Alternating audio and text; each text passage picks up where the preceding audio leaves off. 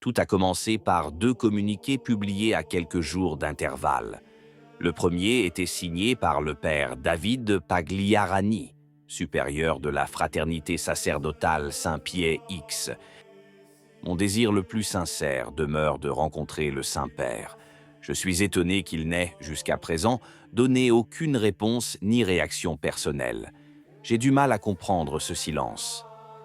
Deuxièmement, le porte-parole du Vatican, Matteo Bruni, confirme que Léon XIV, lors de son voyage en Espagne, a rencontré Benito Antonio Martinez Ocasio, le chanteur portoricain connu dans le monde entier sous le nom de Bad Bunny. Deux demandes, deux réponses différentes, deux poids, deux mesures.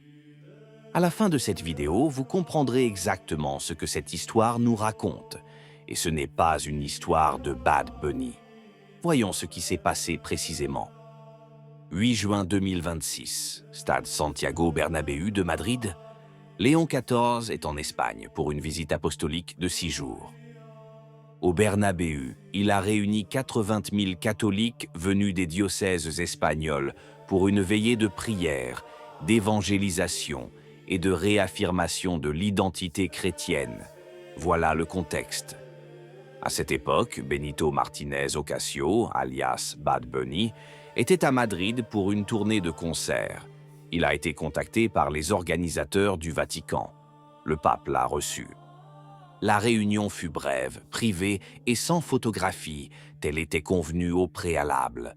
Le porte-parole du Vatican, Matteo Bruni, ne confirma l'information que le lendemain, le 9 juin. Une confirmation presque gênée, comme si l'on savait déjà que la nouvelle ferait grand bruit. À peu près à la même époque, Don Davide Pagliarani avait déjà écrit à Léon XIV pour solliciter une rencontre officielle, non par hostilité, mais par souci d'ouverture, dans un contexte de forte tension.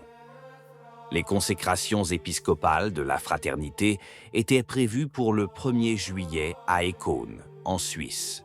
Une lettre, une attente, un silence. Découvrons qui est Benito Martinez Ocasio et pourquoi le nom Bad Bunny n'est pas qu'un nom de scène.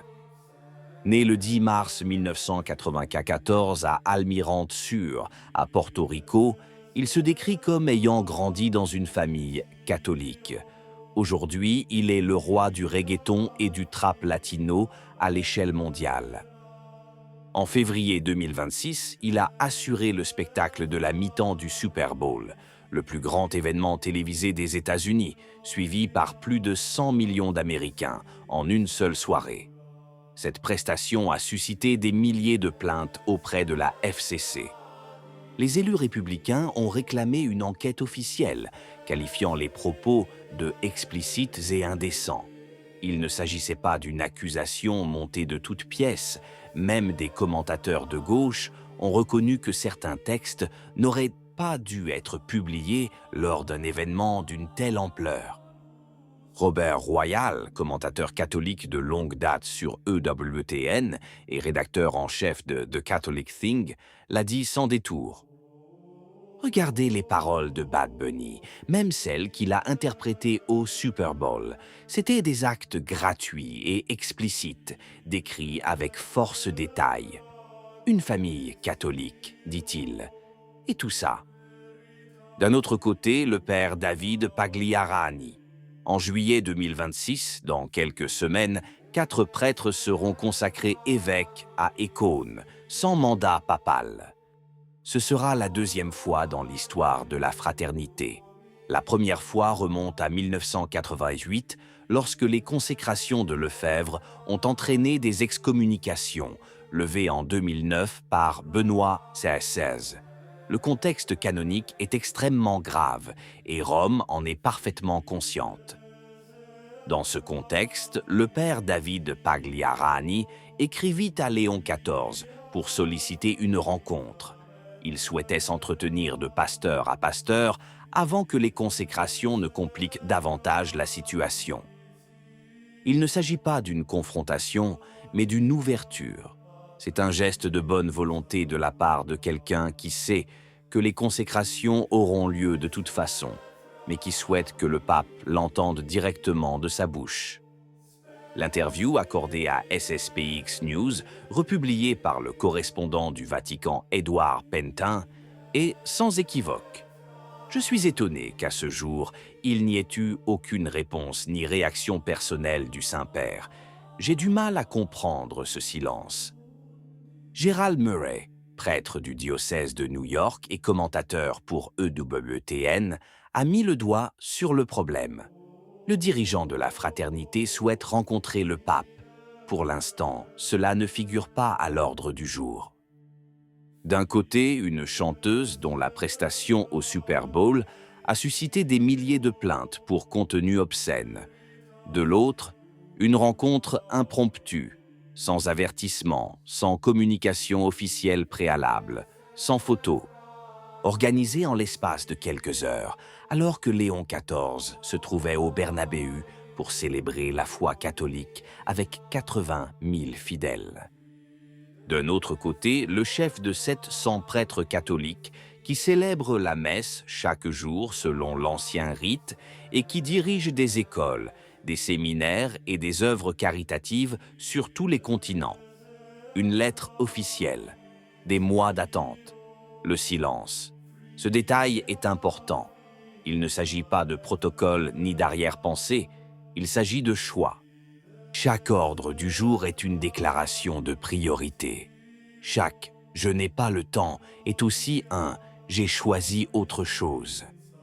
Royal l'a dit sans détour dans l'émission EWTN de Raymond Arroyo. Fichez la paix à ce chanteur controversé. Envoyez-lui un prêtre pour qu'il se confesse et le convertisse. Mais il n'a pas besoin de cette réunion. Pour lui, ce n'est qu'un coup de pub de plus. Ces deux positions ne peuvent coexister sans quelques éclaircissements. D'un côté, il y a une Église qui souhaite aller à la rencontre du monde, et par « le monde », elle entend toute personne ayant suffisamment d'abonnés sur Instagram. D'un autre côté, il existe une communauté de catholiques qui souhaitent simplement rester au sein de leur propre Église, dans la liturgie, dans les sacrements, dans la doctrine transmise par les pères, et qui demandent un rendez-vous au pape.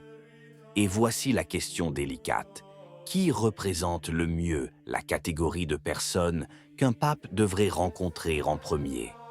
Le moment est venu de répondre à la question qui nous a amenés à nous interroger. Deux poids, deux mesures. Ce n'est pas nouveau, c'est un schéma que les traditionalistes connaissent depuis des décennies.